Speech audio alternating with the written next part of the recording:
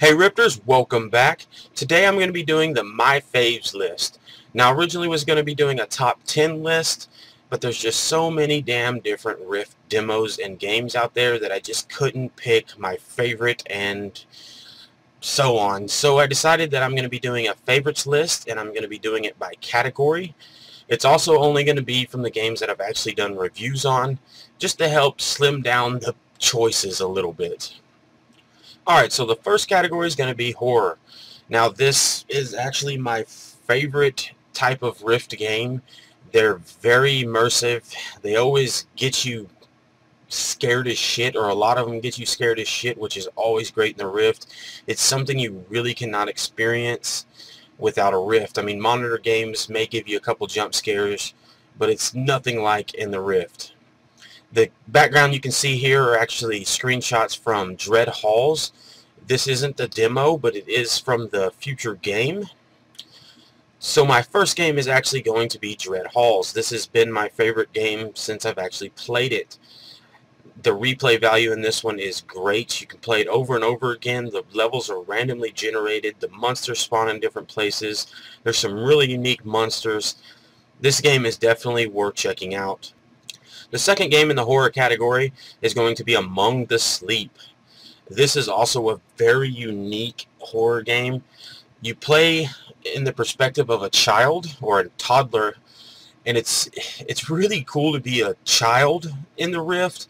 It's something that's, I mean, you'll never be able to experience without virtual reality. So it's a really unique twist, and the story itself is really great. This is another one of those must-check-outs. And lastly, in the horror category, we have Asunder Earthbound. This game, you may not think it's a horror game, and I don't want to spoil the game, but I'm putting it in this category anyway. This game is really cool. You actually use the Rift to do gestures. When the guy talks to you, you shake your head yes or no, which I thought was really freaking unique. There's lots of different bonus side content in this one. This is another must check out. Alright, so the next category is going to be cinema. Now, there's only a couple different cinemas, and probably the best one I would say is Rift Max Theater. This has multiplayer, which is really fun. It also allows you to use the Hydra, so you can control your hands, which is really great. You can watch YouTube videos, watch your own videos. You sit back in a movie theater with your friends or just by yourself. And these also added 4D experiences where the movie theater around you actually changes with different videos, which is really neat. There's also another program called VR Player, which is really nice for just watching 3D movies. Alright, so the next category is going to be roller coasters. Now, there are tons of roller coaster demos out there. I've tried most of them, and they're all really cool. But recently I did a review on Helix, and this has to be one of the best roller coasters so far. The intro, the transition into the roller coaster was great. Being able to replay it without having to restart the game was great. The scenery in this one was really good.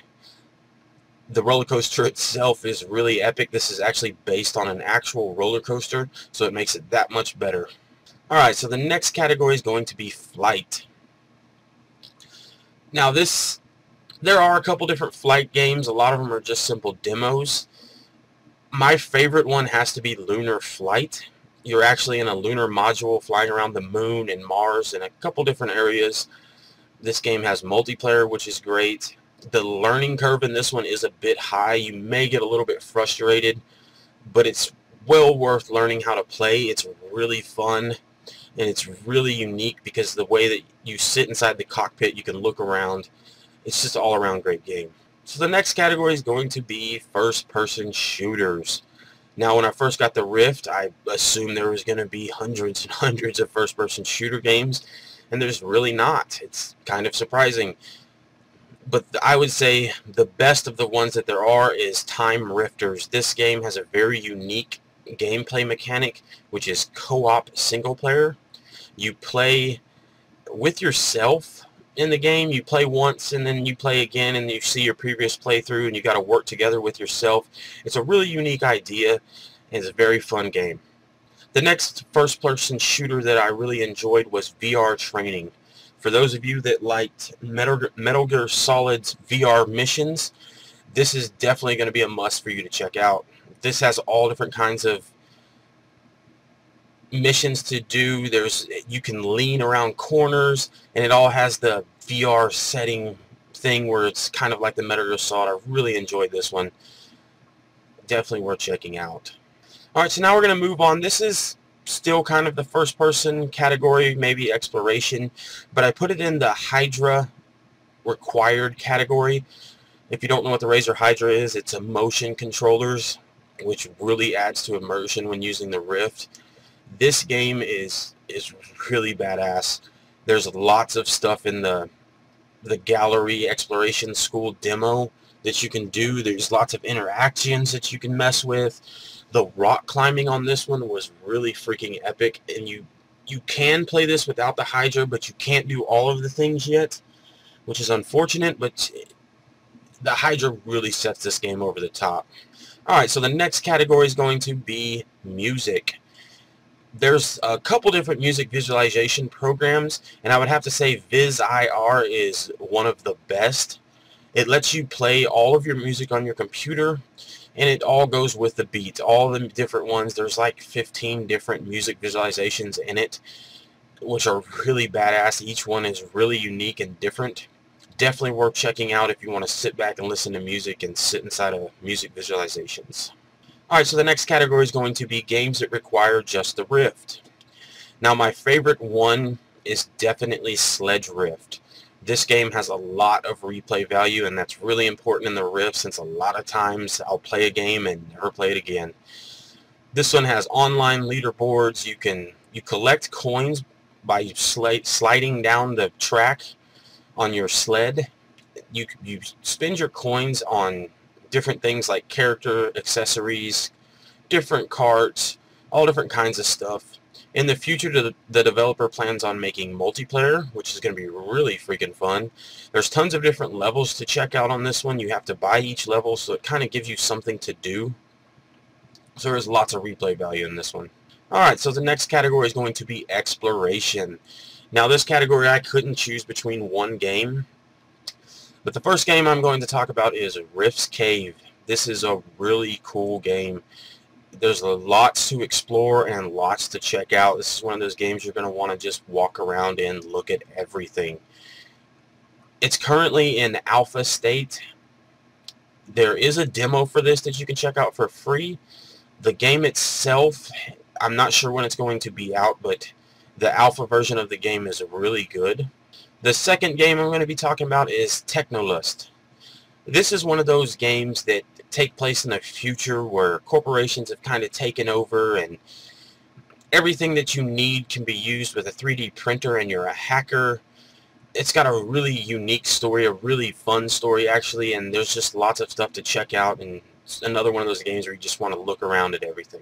Alright, lastly on the exploration category is Dream. This is another unique game. This one does work on a monitor, but it really shines in the Rift. Experiencing this dream world in the Rift was really cool. There's lots of different levels to check out. There's some creepy stuff going on. There's some pleasant stuff. It's definitely worth checking out. Alright, so the next category is going to be strategy games. This game is called Darknet.